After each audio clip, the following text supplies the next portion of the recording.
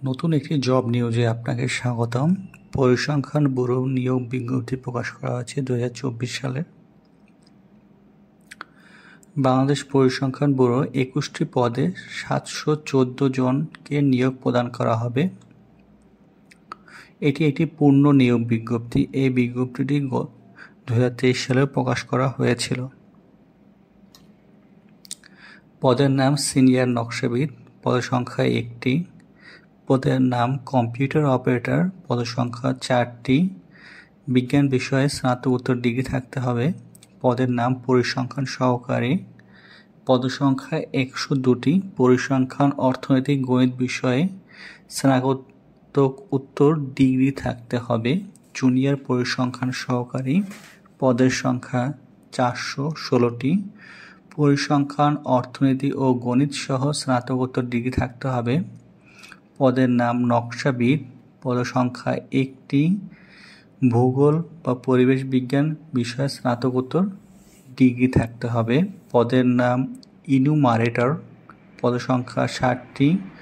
পরিসংখ্যান, অর্থনীতি ও গণিত বিষয়ে স্নাতকোত্তর ডিগ্রি থাকতে হবে।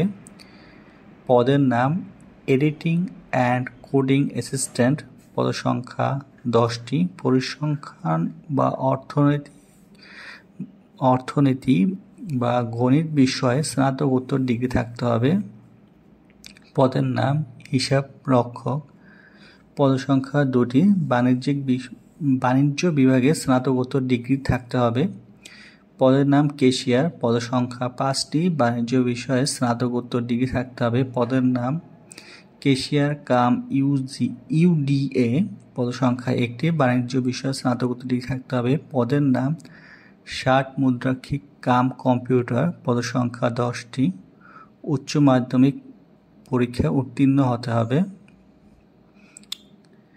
পদের নাম জুনিয়র নকশাবিদ, পদসংখ্যা 1টি। ড্রাফটম্যানশিপে ডিপ্লোমা থাকতে হবে শিক্ষাগত যোগ্যতা হিসাবে। পদের নাম ডাটা এন্ট্রি বা ডাটা কন্ট্রোলার অপারেটর, পদসংখ্যা 43টি। SSC pass. পদের নাম ডুয়েল ডাটা অপারেটর, পদসংখ্যা 3টি। শিক্ষাগত যোগ্যতা এইচএসসি পাস।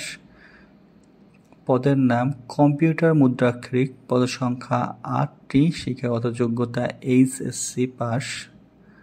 পদের নাম অফিস সহকারী কাম কম্পিউটার মুদ্রাক্ষরিক, পদসংখ্যা 11টি। HSC pass. পদের নাম গাড়ি চালক, পদসংখ্যা 5টি। অষ্টম শ্রেণী পাস।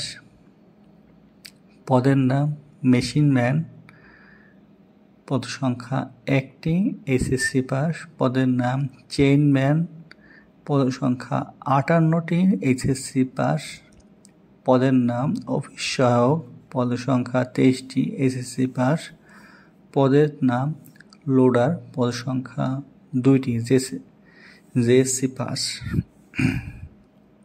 আবেদনের শুরুর সময় 1 এপ্রিল 2024 সকাল 10টা থেকে আবেদন করতে পারবেন এবং আবেদনের শেষ 10 এপ্রিল 2024 বিকাল 5টা পর্যন্ত আবেদন করতে পারবেন। এটি অনলাইনের মাধ্যমে আবেদন করতে পারবেন। আবেদনটি অনলাইনে আবেদন করার জন্য আপনারা http://bbsteletalk.com ওয়েবসাইটটির মাধ্যমে আবেদন করতে পারবেন। আমি আপনাকে আবেদন করার লিঙ্কটি আমার কমেন্টে দিয়ে দেব এবং আমি এখান থেকে ঢুকে দেখাচ্ছি। আপনারা এই ওয়েবসাইটের মাধ্যমে আবেদন করতে পারবেন। আমাদের ভিডিওটি ভালো লাগে থাকলে অবশ্যই লাইক অ্যান্ড সাবস্ক্রাইব করে আমাদের পাশে থাকবেন। ধন্যবাদ।